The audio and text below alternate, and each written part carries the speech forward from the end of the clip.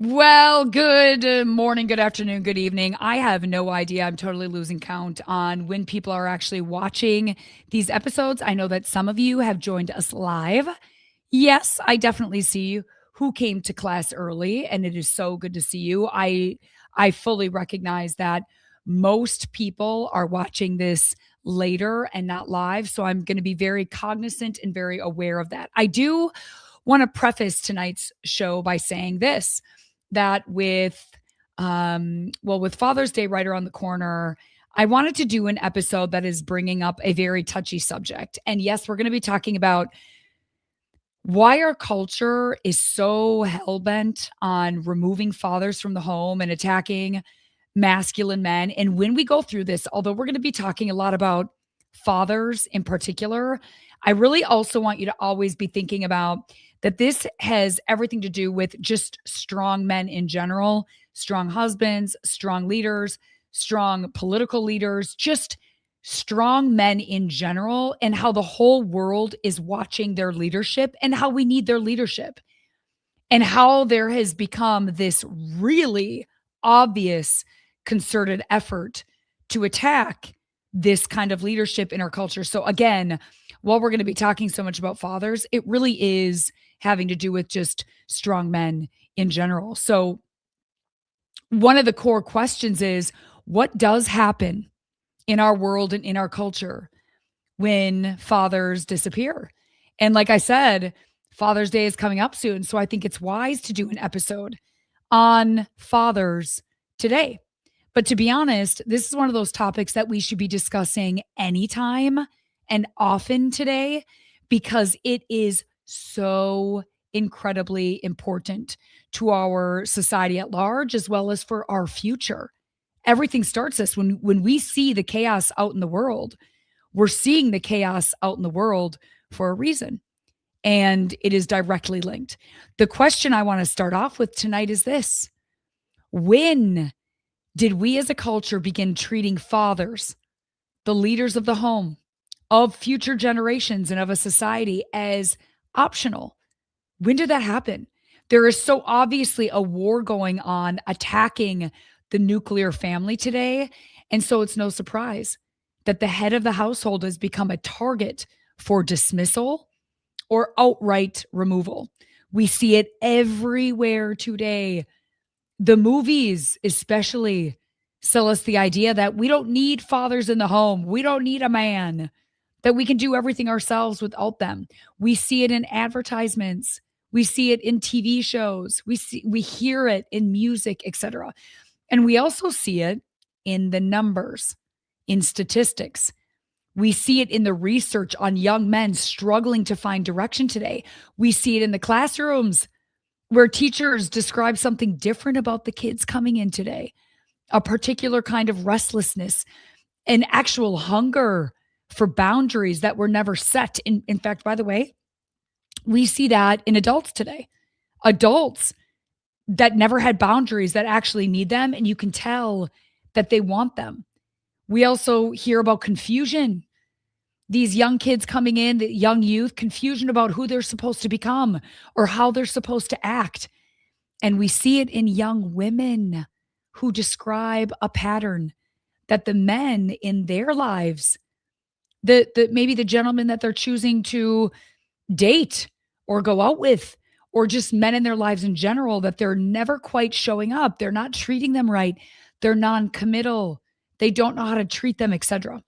We also see it in something that is a bit harder to quantify, a kind of ambient sadness around the idea of fatherhood, the jokes that punch down at dads, the fake news media portrayals that make fathers into kind of these bumbling sidekicks, a joke, the quiet narrative that fathers are at best a bonus and at worst an obstacle.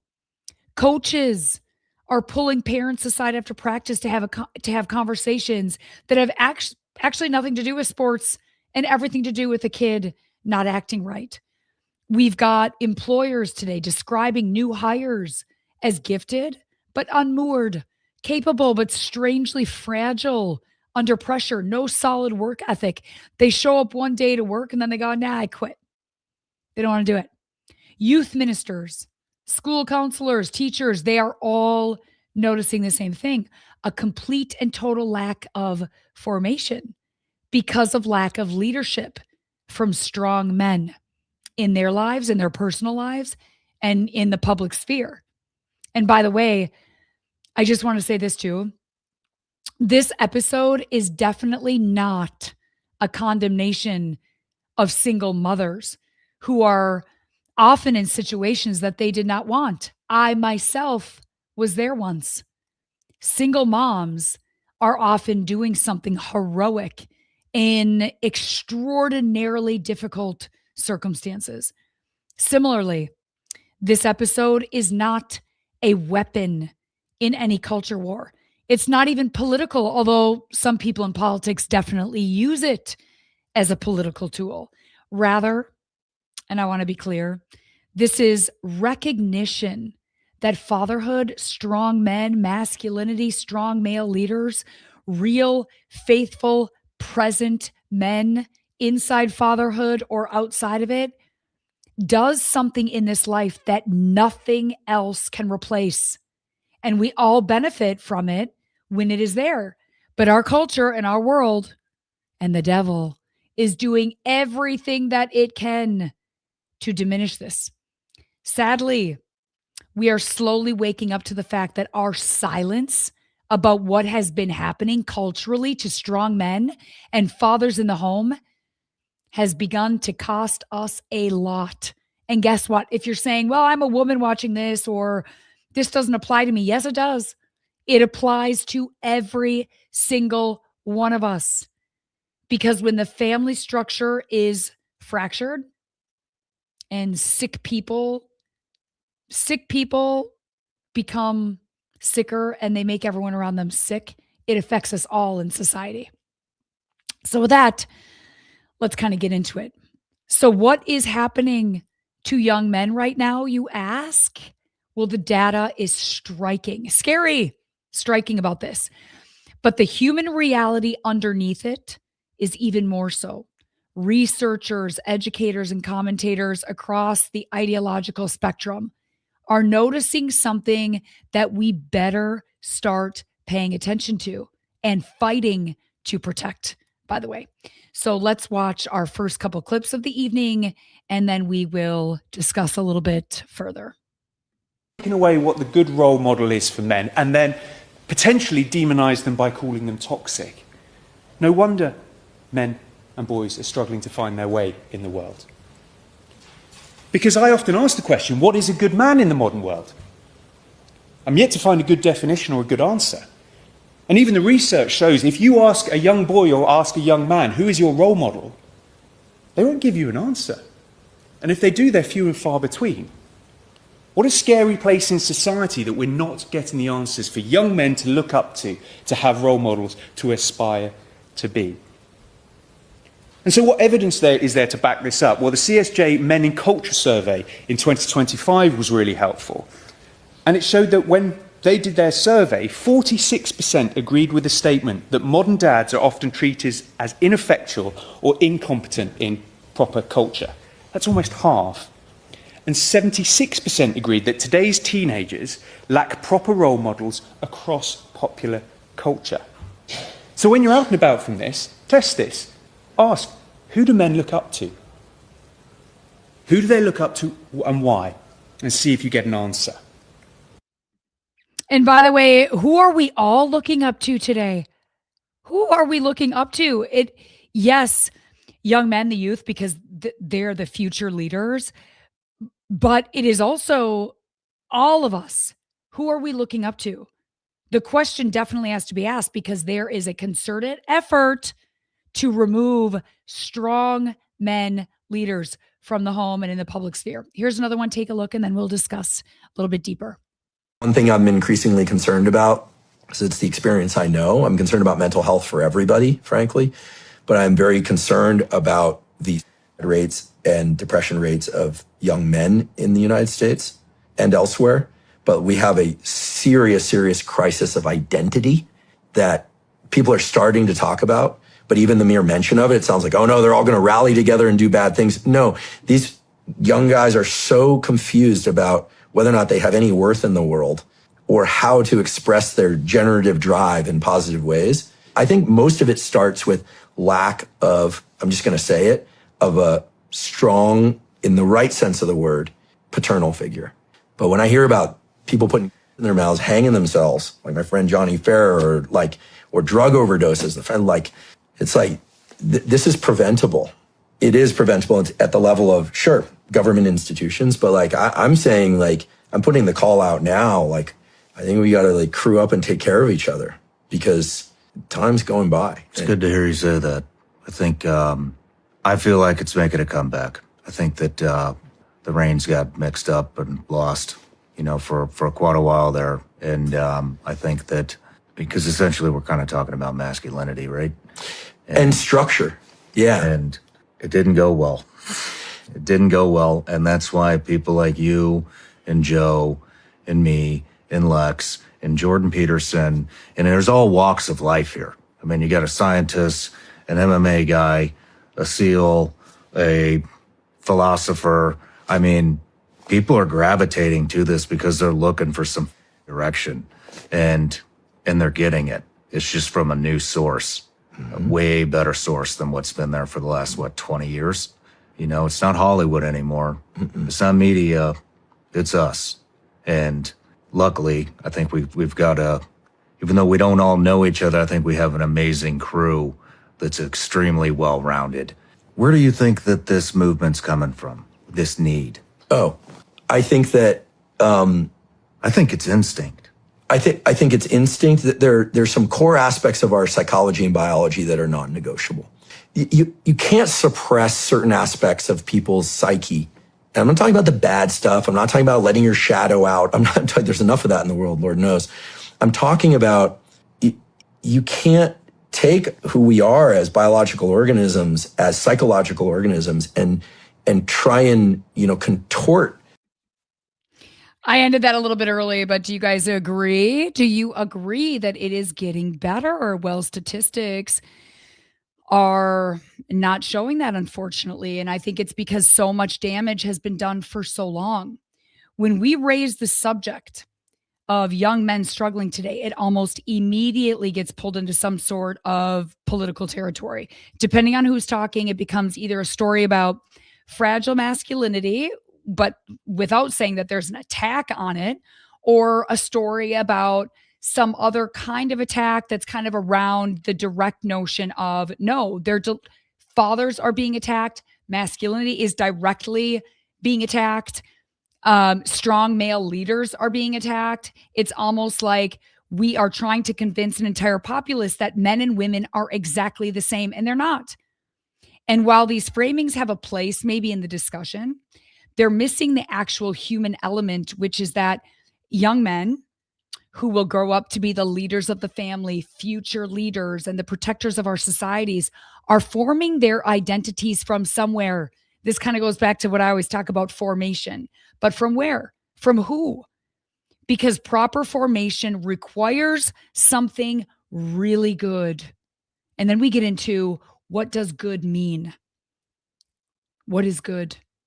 Young men today are starving for holy examples and proper challenges that are going to make them stronger and smarter, more responsible, hardworking, and accountable. A true vision of who they're actually called to be as men. They are looking for that. And that formation requires someone who has walked ahead of them and can properly say, this is what a man does. This is what they're called to do and to be like and act like. This is what true responsibility and accountability looks like. This is how you carry difficulty without being destroyed. This is how you treat a woman, etc. People instinctively search to be formed. All of us do. Men, women, doesn't matter. It's innate within us. So when proper good models are not provided, People are going to find their formation from somewhere. And because we're talking about young men, that somewhere matters enormously because, again, men are our leaders in the home and of society. So this affects every single one of us. The conversation about masculinity today has become so focused on what men shouldn't be that it's almost entirely forgotten to show men what they should be. Critiquing unhealthy masculinity will happen. It's happening a lot. Okay, fine. But critique without a positive vision of what good masculinity is doesn't help anyone. It just produces a generation that avoids something that we actually need. We need men to be men and to be our leaders, providers, and protectors. And this demands proper, good, holy formation. And today we are at a crisis level with this. So 1 Corinthians chapter 16, verse 13 states, quote, "Be watchful, stand firm in the faith, act like men, be strong." That is a biblical call to masculinity as well as proper holy formation to become something that God requires. And for some reason today, our culture has been attacking men becoming and being strong men. Men acting like men is attacked, which is exactly what they're called to do and to be by God. One of my favorite saints, St. John Bosco, spent his life forming young men who had been completely written off by everyone else. Young men who didn't have fathers present and had no real structure or godly guidance whatsoever. And St. John Bosco understood something essential in this work, in this ministry that he was doing, that young men without clear structure and formation won't stop looking for it. They're just going to begin looking anywhere for it. And the culture, which is completely backwards from what God desires, is more than happy to step in and fill that vacuum, which affects, again, all of us, which brings us to the harder conversation. Not just what young men are experiencing per se, but what happens specifically when fathers are absent from the homes that they are supposed to be present in. Now, this next segment, I do want to handle carefully because the data here is real and it is very serious and should never be weaponized in ways that hurt people who are already carrying a lot. So let me be clear. What follows is not about blame. It's about us having an honest conversation and honest recognition of what children need and what happens when that need goes unmet. What happens to our world? Because again, it does affect every single one of us. So take a look at our next couple of clips and then we will discuss.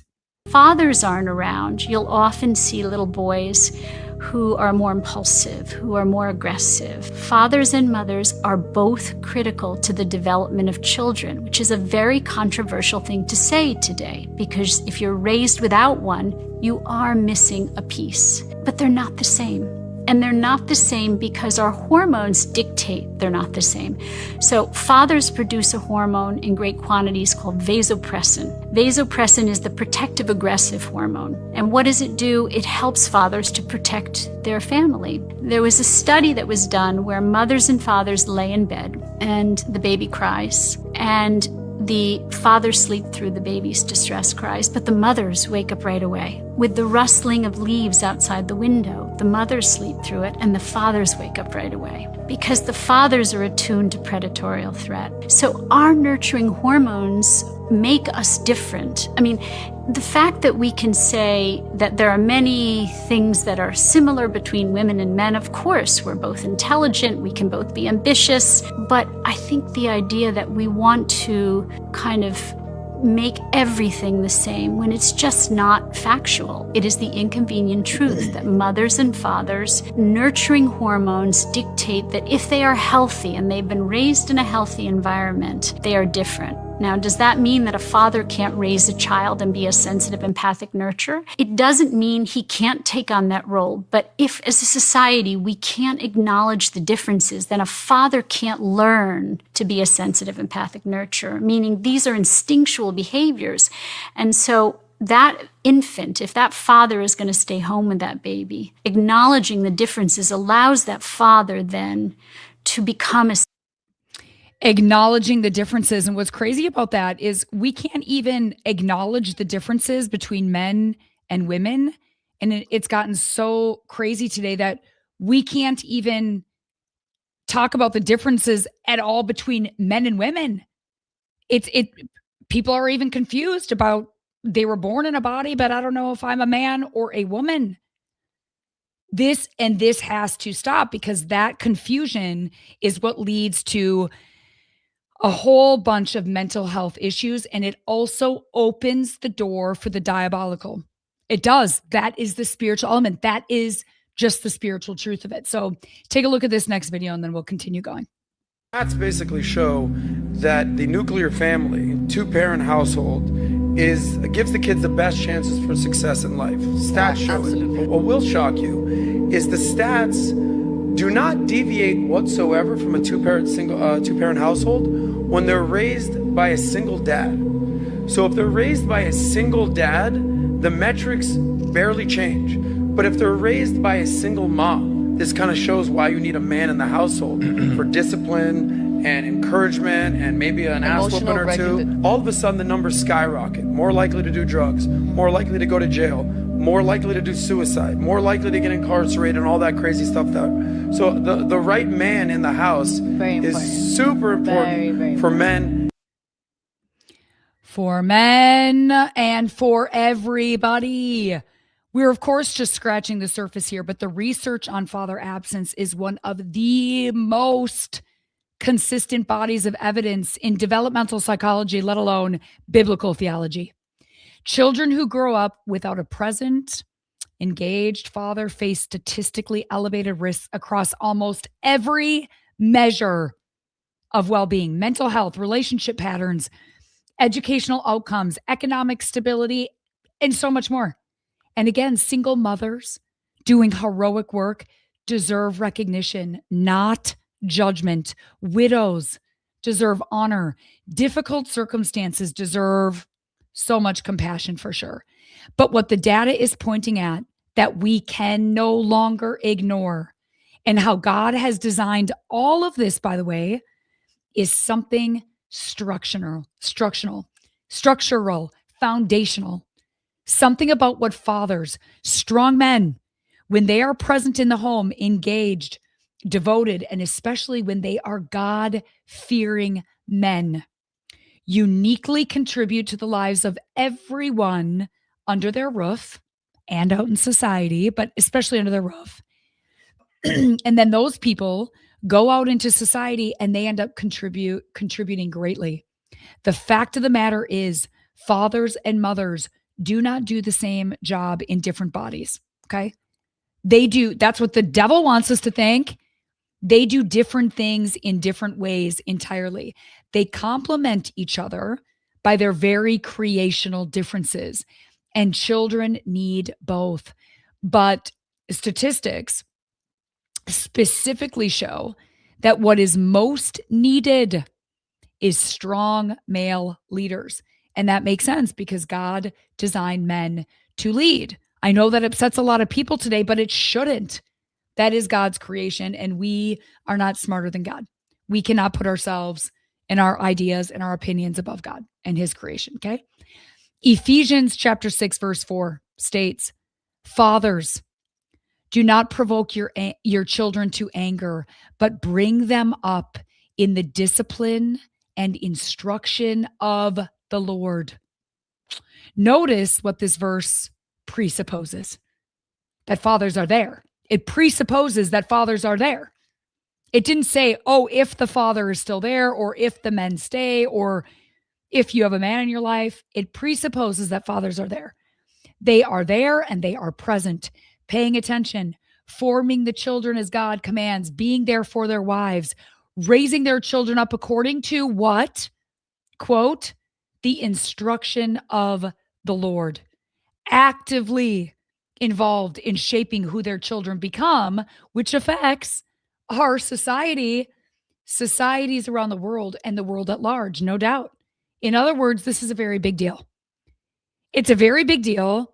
We do hear about it sometimes politically and political talking points, but I don't think that we really understand why we are seeing the cultural wars and the mental health crisis that are happening today. I don't think we're linking the two. It is directly linked. Malachi 4:6, one of the final promises of the Old Testament, speaks of God turning the hearts of fathers to their children and the hearts of children to their fathers.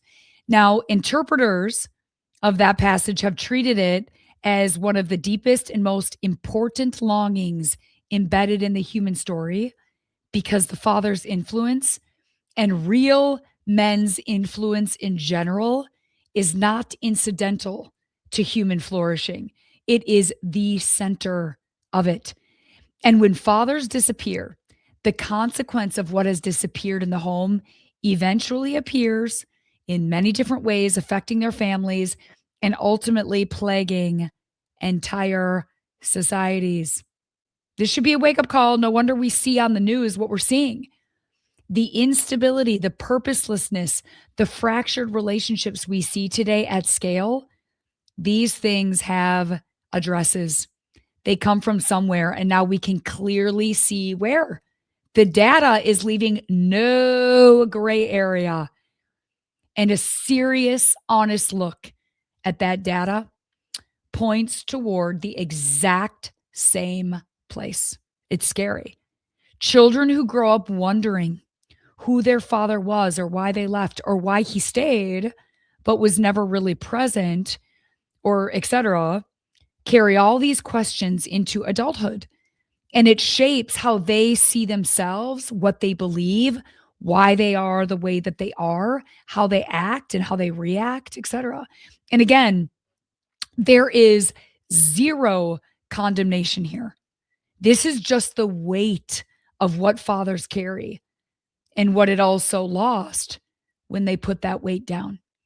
So what I want to do is I want to push this even a little deeper about what fathers uniquely provide, because I think there is a huge lack of clarity as to why we are allowing this false narrative in our culture today that having a father in the home is somehow optional or not a big deal.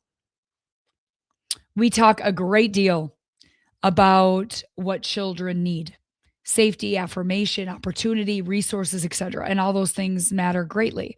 But somewhere along the way, we've stopped talking about the necessity of fathers, strong men, masculinity, not parents generically, but fathers distinctly. Why are we scared to talk about it? Our strong male leaders in the home and what they uniquely provide and what the family absolutely needs. Okay. So watch this next couple of clips and then we will discuss it a little further. Father plays a crucial role in a child's identity formation. The number one factor keeping kids on the straight and narrow was not their peers, and it wasn't the school they were in or the church they attended. It was something called parent connectedness, dad connectedness. The identity of a child is formed by watching dad, by reading dad's face. Why?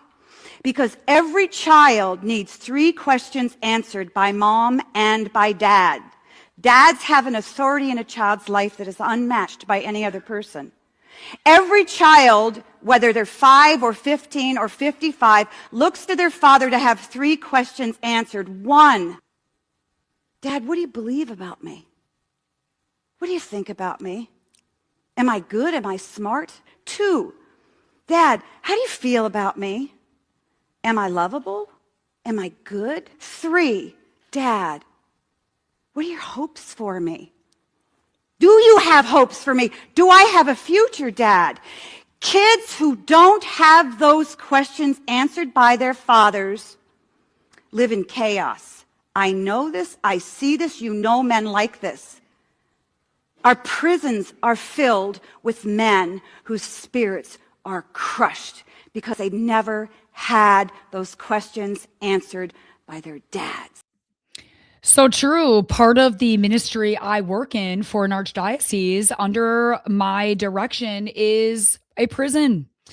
And it is an all men's prison, and it is filled to the brim of stories of men incarcerated that did not have strong male leadership in the home or in the public sphere. God-fearing men. God-fearing men that could speak truth and be strong. Okay. I could talk all night, but we have other videos to show. So take a look at this, and then we are going to talk. Most men, they are over-mothered and under-fathered. Father is absent, emotionally unavailable, abusive, judgmental, not present in their lives, and the mother has to fill that role. Well, she doesn't have to, but she chooses to. She chooses to fill the role of the masculine and the feminine. Now, I'm not here blaming men or blaming fathers, absent fathers specifically. I'm speaking to a far greater problem. I'm talking about hurt people hurting people. I'm talking about adults having children when they're still so deeply wounded themselves. When we carry unresolved trauma in our bodies, in our minds, in our constitution, we pass that on to everyone we meet, especially family of origin, especially our children, our partners, those closest to us. Those closest to us are close to us for a reason. And what we often do is then project our pain onto those that are closest to us, because there is a hope that we are able to project and they will embrace us and still love us. But then there's the part of us that is projecting and wanting them to react and push us away to reinforce our own stories of low self-worth. And so many parents are in this position. And so men, boys grow up to be men, or man boys maybe, but they're not really mature men, and they don't know how, and they haven't been shown by other men to be healthy men. They don't understand what a healthy masculine posture is. It's one of the great epidemics that we are in right now. What are your thoughts? Absolutely one of the greatest epidemics that we're in right now. And by the way, how can any of us, okay, let's just sidestep here. And how can any of us become who we are called to become unless we have God-fearing leaders and mentors around us in our lives who are leading us along the path of truth? Let's not take that out of it. There's no way we can be mature or wise or lead properly unless we are God-fearing. And I think that's one of the biggest issues, and we can talk about worldly statistics all day long, but the crux of the matter is, if we do not have God-fearing mentors and leaders in the home or in the public sphere or whatever, guess what? It's the blind leading the blind. I don't think people realize what a big deal this is. So the modern conversation about fatherhood and manhood tends to always collapse into kind of this generic parenthood type of conversation, good and involved parenting, supportive parenting, etc. Almost as if fatherhood and motherhood are interchangeable, roles that just wear a different color costume. And they aren't. That is a lie from the devil, whose main objective is to destroy the family. But fortunately, the research, the stats now are definitely starting to catch up with what the Bible and Christian tradition, as well as good old-fashioned common sense, has always understood. Aside from leadership, providence, and protection, fathers also introduce something that we need called healthy risk and play, in ways that build a very unique resilience in a person. The rough, sporty play, the pushing through something in life a little tougher than what maybe feels comfortable. The you can do it, now get back up moments when lax reassurance would be much easier. That push, which is innate in strong men, which is offered consistently by someone, the leader in the home who loves you, is how children especially learn that difficulty in life is not only unavoidable and survivable, but good for us and actually builds character. It's one of the most important things a father can teach to the future generation. And he often teaches this because it's innate without even saying a single word, something that, for example, a mother wouldn't do in the same way. Fathers also tend to hold a standard rather than simply hold a child. They do this with the kind of expectation that communicates, hey, I believe you're capable of so much more than what you're currently doing, so get up and go do it. And that kind of expectation is not harshness like our softball culture tries to sell us today. That's one of the most confidence building experiences that children can have and must have. When did we start doing this culture where everybody gets a ribbon? Stop it. It's weird. No, there's a winner and a loser. Suck it up, buttercup. Up you go. You lost. Now get up, train harder, and do your best next time. Our future generation must be tough because guess what? The world is tough. And true leadership from the men in the home, again, teach these things oftentimes without even saying a word. A father who leads his home well also answers the question, who are we becoming together? He is setting the tone for who his family will be out in society, building a culture of his own that tells everyone inside what really matters, what's expected, what kind of people his family is going to be for the greater good out in the world, which is exactly what they're called to think about, the greater good. Imagine that. Imagine thinking about the greater good and not only thinking about ourselves and whether our kid is going to grow up to do this, that, or the other thing, but no, thinking about the greater good of the culture, the society, and the world. By the way, that's not domination like the movies try to tell us. That kind of leadership is actually true stewardship, true biblical stewardship. Joshua chapter 24, verse 15 famously states, I have it hanging in my house right now. I'm sure some of you do too. As for me and my house, we will serve the Lord. That's not a power grab. That's godly leadership and godly wisdom. That is a person orienting his household towards something beyond himself, choosing a direction publicly, accountably in front of his children and for God, so that everyone inside of the home knows exactly where they are going and why. And because that stewardship is in alignment with what God commands, the family will be blessed. And that's something that I think we forget all too often. Now, this is where Saint Joseph becomes a most powerful image in Christian tradition for what fatherhood looks like. And here's what is incredibly interesting. Saint Joseph never speaks a single recorded word in Holy Scripture, not a single word. What are we being told through that? Saint Joseph,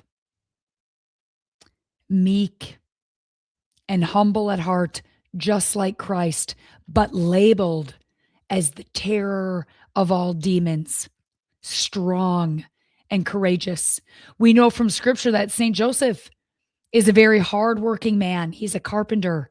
We also know that he gets up in the middle of the night to protect his family, move them to safety as soon as danger lurks. Courageous, fearless, protector. He is a solid provider and protector without fail.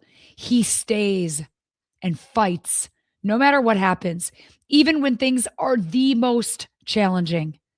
We also know that he teaches Jesus carpentry, showing him, Jesus, the God-man, the dignity of physical work, the satisfaction of making something with your own hands, taking pride in hard work, and the discipline of a craft. Saint Joseph was chosen by God the Father, first person of the Holy Trinity, to form the second person of the Holy Trinity, Jesus Christ, the God-man.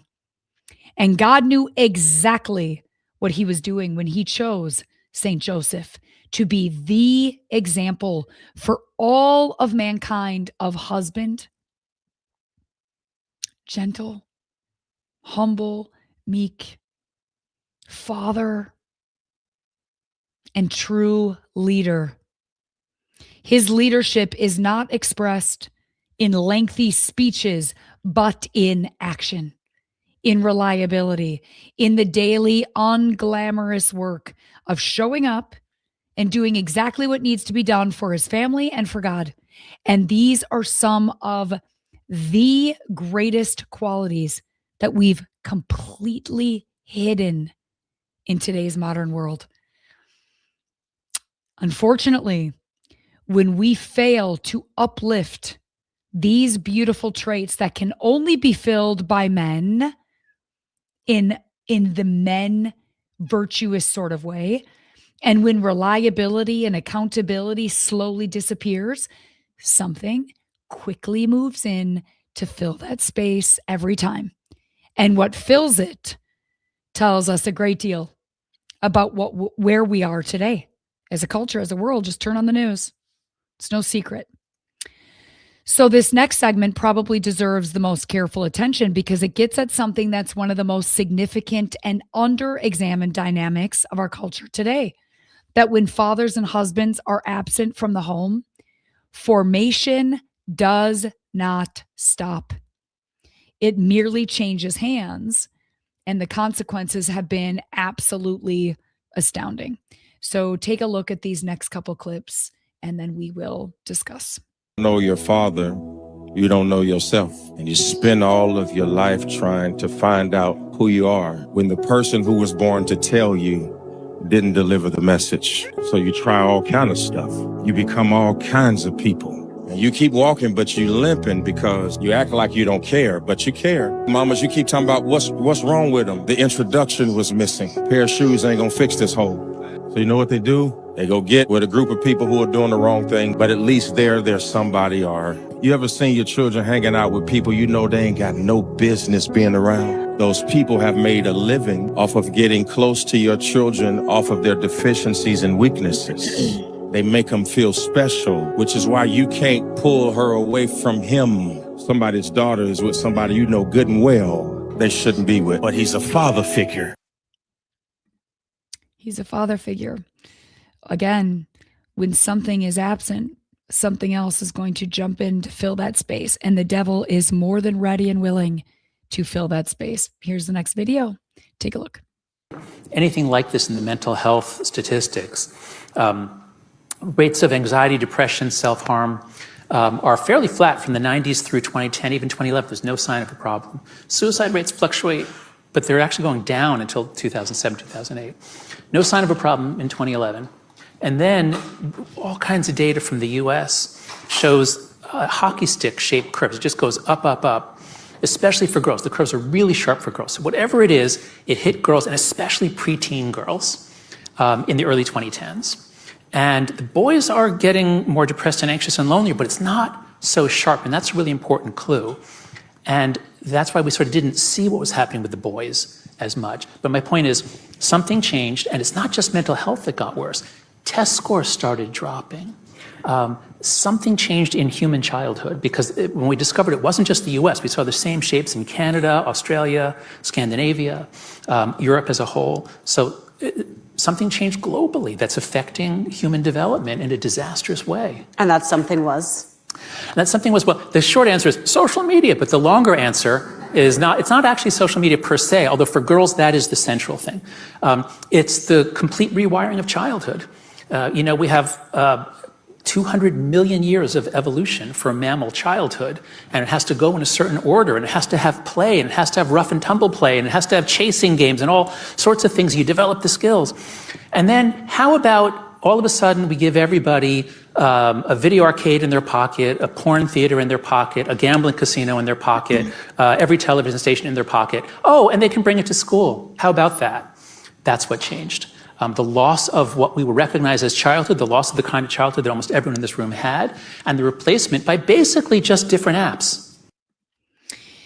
Yeah, the replacement of something for sure. And it's not just childhood. We talked about that a couple weeks ago in one of our episodes. It's not just the loss of childhood. It's literally the loss of leadership. And I'm going to take it a step further. And I said it earlier. I'll say it again. I'll say it until I take my last breath. It is the loss of God-fearing leadership. It is not just removing the men and the masculinity, although that is definitely under attack. But it is the removal of God-fearing men. So if we know that people, children more specifically, will be formed by something, maybe even that thing in their pocket, the question is always going to be by who and toward what end. And by the way, that's a question for all of us. I don't care what age you are. I don't care. That question is for all of us. Who are we being formed by? Because we're all still being formed today. When fathers are present, engaged, and devoted, they are the primary male voice, dominant voice, especially in children's lives. No doubt about it. When young men, especially the future leaders of the household and society, need to know what real men look like, and they need to know it from a father or strong father figure, as well as from a big biblical standpoint.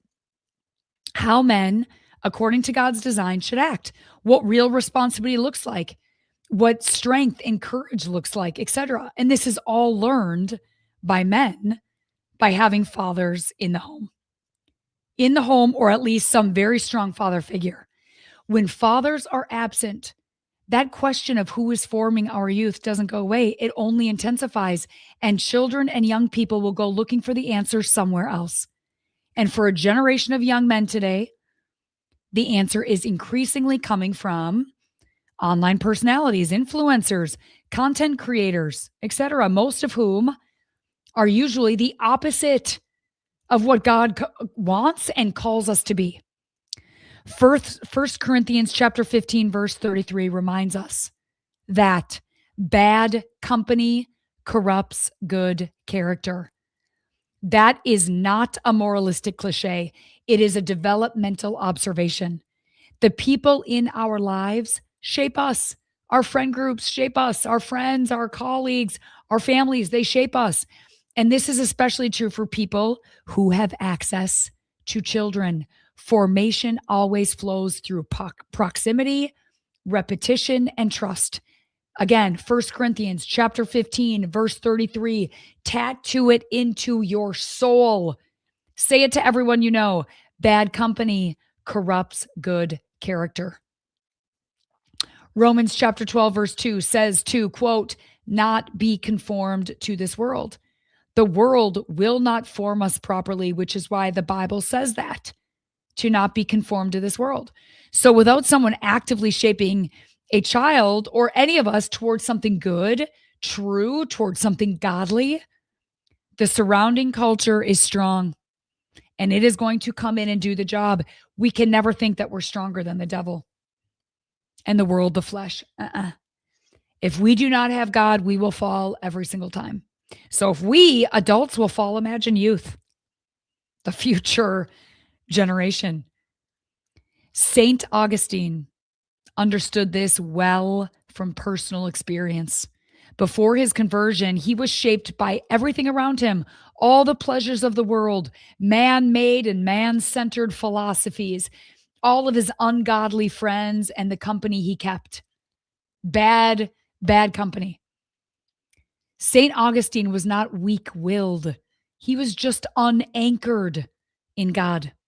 A young man or woman without a father's grounding is not lacking willpower. They're lacking a strong mentor to teach them what there is to know about life. And without that, the strongest will in the world just moves faster in the wrong direction. So I want to end tonight's discussion on an important point to distinguish, not on what happens when fathers disappear, but rather what changes when fathers stay. when good leaders, good, manly, masculine, God-fearing leaders stay. So I want to end the clip portion tonight with something hopeful. The conversation about fatherhood can get very heavy with what's going wrong, that we lose sight of what's profoundly right when fathers are rooted in God, present, devoted, and engaged with their familial leadership and mentorship. So watch these next couple of clips, and then we will close out.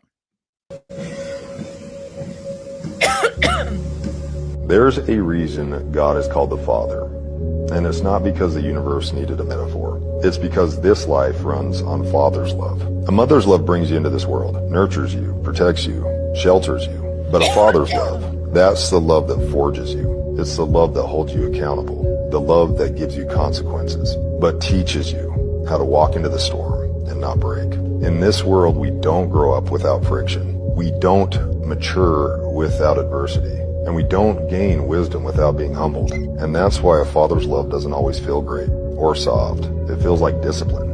It feels like reality. It feels like getting your ass kicked by life and realizing that that was God training you, not torturing you. Cannot agree more with that. Take a look at this final clip of the evening, and then we will start to wrap up here. But I tell you that as a father, you are accountable to God for the position of influence He has given you. You can't fall asleep at the wheel, only to wake up one day and realize that your job or your hobbies have no eternal value, but the souls of your children do. Some men will hear this and agree with it, but have no resolve to live it out. Instead, they will live for themselves and waste the opportunity to leave a godly legacy for the next generation. But there are some men who, regardless of the mistakes we've made in the past, regardless of what our fathers did not do for us, will give the strength of our arms and the rest of our days to loving God with all that we are, and to teach our children to do the same. And whenever possible, to love and mentor others who have no father in their lives, but who desperately need help and direction. And we are inviting any man whose heart is willing and courageous to join us in this resolution. In my home, the decision has already been made. You don't have to ask who will guide my family, because by God's grace, I will. You don't have to ask who will teach my son to follow Christ, because I will. Who will accept the responsibility of providing and protecting my family? I will. Who will ask God to break the chain of destructive patterns in my family's history? I will. Who will pray for and bless my children to boldly pursue whatever God calls them to do? I am their father. I will. I accept this responsibility, and it is my privilege to embrace it. I want the favor of God and His blessing on my home. Any good man does. So where are you, men of courage? Where are you, fathers who fear the Lord? It's time to rise up and answer the call that God has given to you, and to say, I will. I will. I will.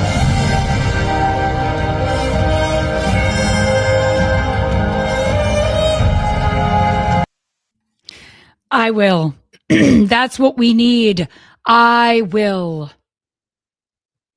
God-fearing men and women, by the way, that will stand up and say, I will. Young people do not simply hear fathers. They study them, they watch them, and they emulate them. They watch how a father handles disappointment, whether he stays angry or finds a way through difficulty in patience and in love. They watch how he treats their mother and any woman in their life. They process what real chivalrous love between a man and a woman is supposed to look like. They watch how he responds to difficulty, whether he runs or whether he stays, whether he makes excuses or takes responsibility. All of this is constantly shaping our young people, especially our young men. again, the leaders of the family and in society. So it is a big deal. A child with a devoted father has a template for what true devotion looks like. And that template becomes one of the most durable things for future generation leaders, that they're going to carry that into adulthood and then out into the society in which we all live and work and build with these people. Daughters with actively engaged fathers show up in research with higher self-esteem, stronger boundaries, and more discerning standards for the relationships that they choose to be in. Not even because their father necessarily told them what they deserved, but because he showed them by how he treated them, their mother, other women, what they are worth, and how they must be treated. Sons with engaged fathers show up in research with stronger impulse control, greater sense of purpose, higher rates of finishing school, maintaining employment, sustaining healthy relationships, how to be responsible, protective, chivalrous, how to lead properly. Again, not because their father gave them some speech, words are empty, but because they had a man to study his action, a real one, present in the ordinary days, not just in the highlight moments or on stupid highlight reels on Instagram. St. Francis de Sales wrote that, quote, "We become what we love and what we habitually attend to." Children observe and attend to their fathers across thousands of ordinary days, and that sustained attention over time becomes the raw material of character in the way that all the most permanent things form. And we cannot stress this enough. That kind of strong leadership type fatherhood doesn't just benefit children, it benefits entire generations and entire societies. It builds people. It builds us, men and women alike. And then people build everything else. So if we pull this all together before Father's Day, young men today are navigating a purpose crisis, in part because the grounding they needed didn't arrive from the direction it was designed to come from. Children raised without fathers, which so many are today, are not deficient, but they are carrying a weight and searching for an answer that should have been provided by someone who wasn't there. Where strong men are missing, the culture has stepped in to fill that vacuum with very mixed results and with agendas that have nothing to do with the flourishing and God-given intended purpose for the person. In fact, it's contrary to what God wants. When fathers are present, engaged, and devoted, the data, the lived reality, as well as the Christian tradition, all converge on the same conclusion, and something extraordinary happens. Because fatherhood is not a cultural accessory like the movies want to present. It is a God-given vocation.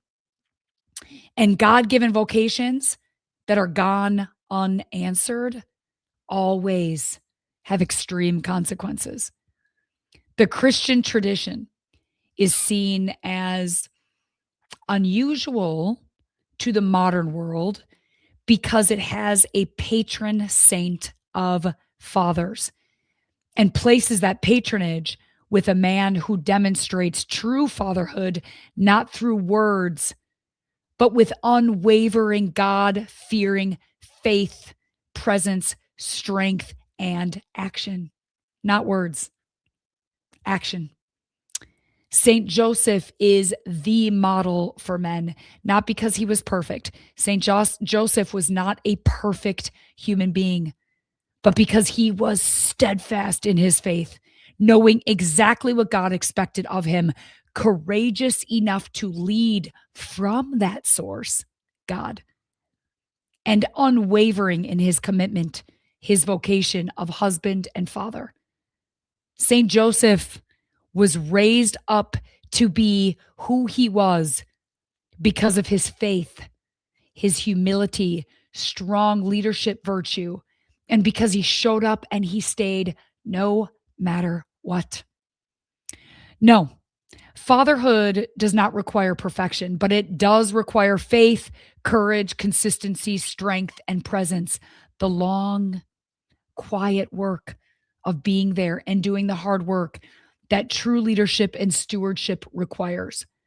So, with that, I want to quickly speak to a few different people today, and I want to start with our fathers who may be listening or may listen later. If you are a man who is present in your children's lives, who shows up in faith, who tries, who stays and leads, even when it's hard, especially those of you with a God-fearing faith and leadership style, I want you to hear something that the culture isn't going to say to you often enough. You are doing what matters most. You are doing more than what you even know for your family, for your future generation, for our society, and for our world. You are doing far more than you will ever be told by the world. The days when you come home tired and you still sit at that dinner table, those moments when you show kindness to women, especially your wife, the moments when you said no and you held the line, enforced the standard under your roof when it would have been much easier to just let it slide, all those moments matter.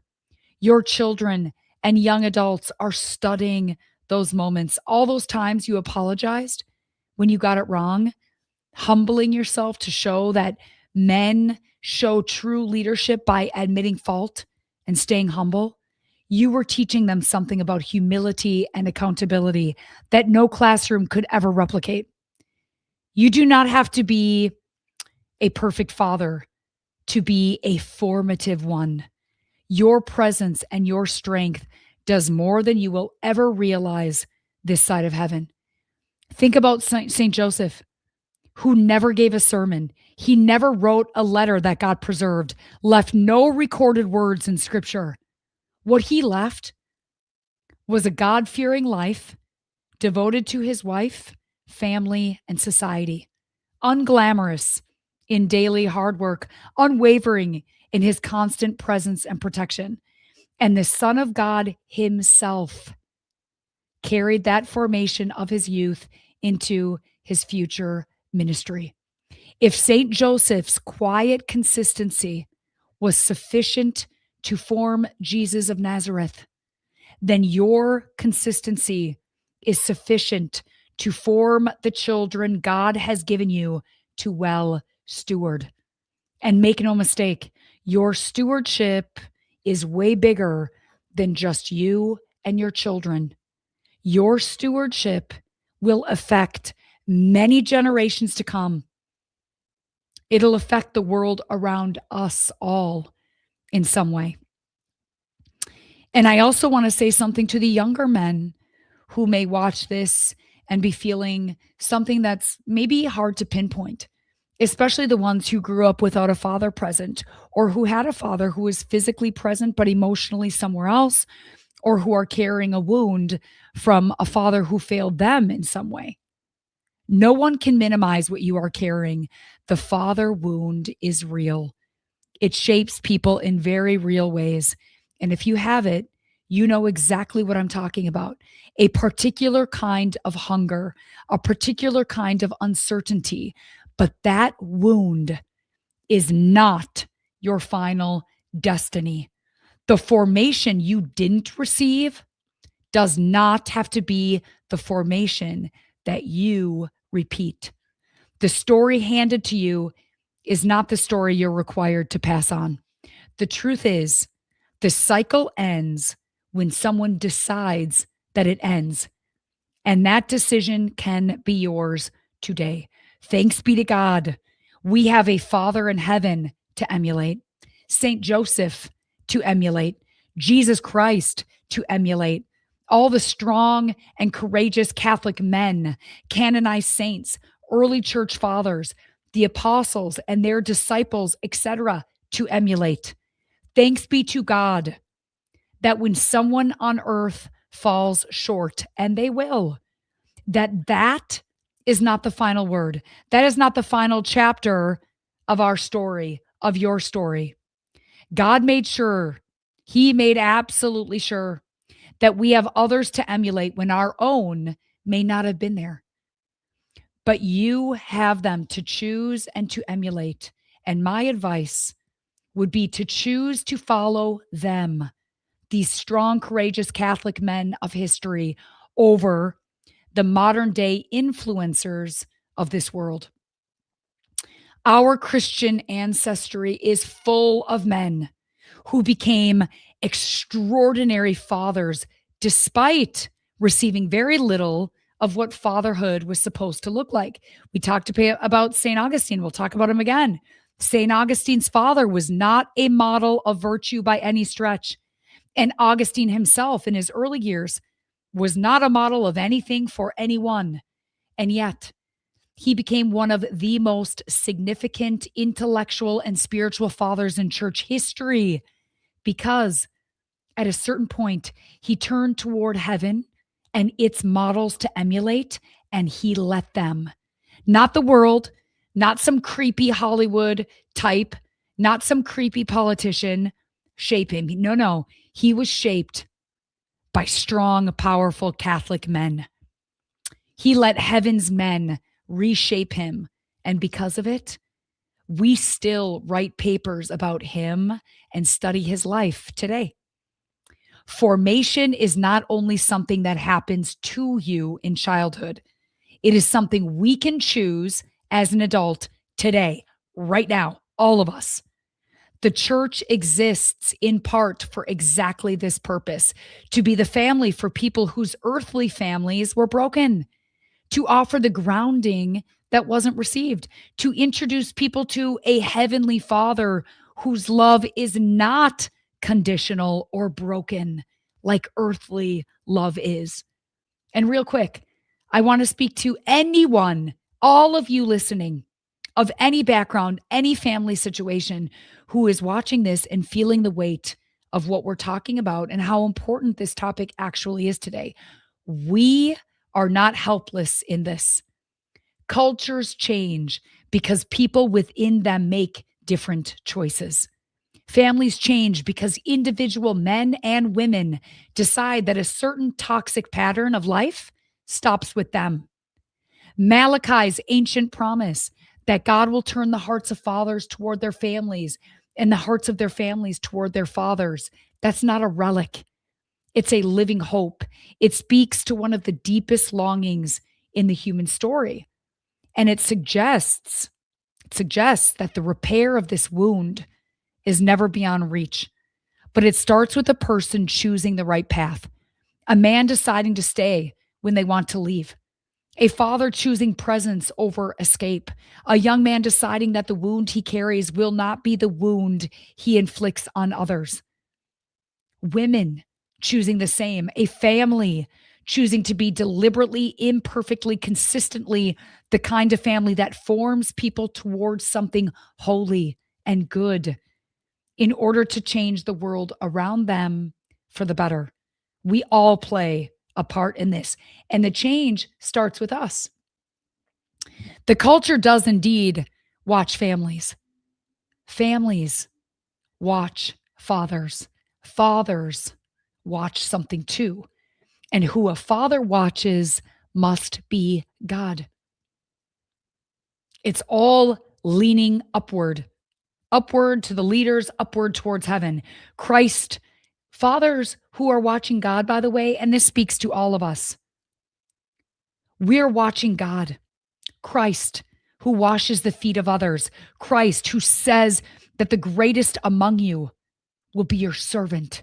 Christ, who demonstrates that the most powerful thing a man can do is lay down his life for another, not solely in a single dramatic act, but in the 10,000 ordinary days of choosing someone else's good over his own comfort. That is what good fatherhood, true leadership looks like. It looks like Christ. It looks like St. Joseph. It looks like the man who stayed, who showed up, who did the quiet work that the world rarely celebrates and children never forget. If you are a father, stay. If you are becoming one, prepare on your knees with God. If you are carrying a father wound, let it be healed by Christ rather than repeated or carried out into society in some negative way. And if you are praying for the father in your life or a father that you know, keep praying. It matters more than you know here and now, and it matters for eternity. Fatherhood and men's leadership is not optional. It is a vocation, and the world is changed for the better by men who answer this call faithfully. Wives, women, hold them to it. We are the heartbeat. They need us to hold them to this standard. Our youth need all of us. It's not easy, no, but it is worth it. And it's what truly living the surrendered life, the blessed life, is all about. So with that, stay anchored, my friends. Stay faithful. Stay surrendered always, daily. Okay? So that's going to do it for today, but I will see you again very soon on the next episode. I want to be respectful because these are our episodes, but I'm always going over because I have so much to say about it, but because I want to be respectful of everyone's time. We will wrap with that. I've got a good episode for you coming up on Friday at 7 p.m. Central Time. Something that we really need to talk about. It'll be good. It'll be good for all of us, training those spiritual muscles. And for all of you that have been supporting this new ministry, thank you. We are growing, and it's because of your love and support. So if you haven't done so already, please subscribe to this YouTube channel. Please like this video. Please share it. Please visit surrenderedlife.com. Sign up for Meisha's ministry. If it's your call to donate, we see you. We feel your love and support. Thank you. Thank you. Thank you. It is so hard getting a new ministry off the ground, but we're doing it. And it's because of your love and support. So thank you. Thank you. And God bless you. And keep up, you guys, keep up the good fight. Keep up the good fight. It is not easy out there. I'm in this battle with you. And we're just going to keep knocking off these topics one by one. They are so incredibly important, and they affect all of us. They affect all of us, every single one of us. On Friday, we're going to do a little bit of spiritual building, spiritual muscle building. We need it. We need to get back into that. So with that, with Father's Day coming up, this episode is so incredibly important. If you've got a really fantastic father figure in your life, give them a big hug. Give them a big hug. Tell them you love them, how much they're appreciated. And if you don't, if you feel like you've got that void, you have all of the heavenly patriarchs to love on and to thank. We are never left alone. God never leaves a single one of us alone, no matter what we've been through, no matter what happens. So with that, God bless you. God keep you. God protect you.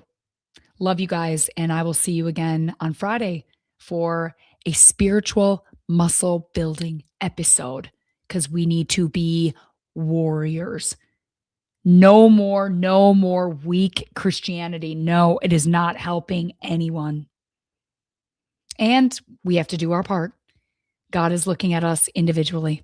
So anyway, love you guys. God bless you. I've been looking at your comments the whole time. For those of you showing up week after week, I just love you so much. Thank you for your support. Please share this video, like I said, so we can bring others into the fold, into this ministry that might not know about our existence. Love you guys, and I will see you very soon. See you later.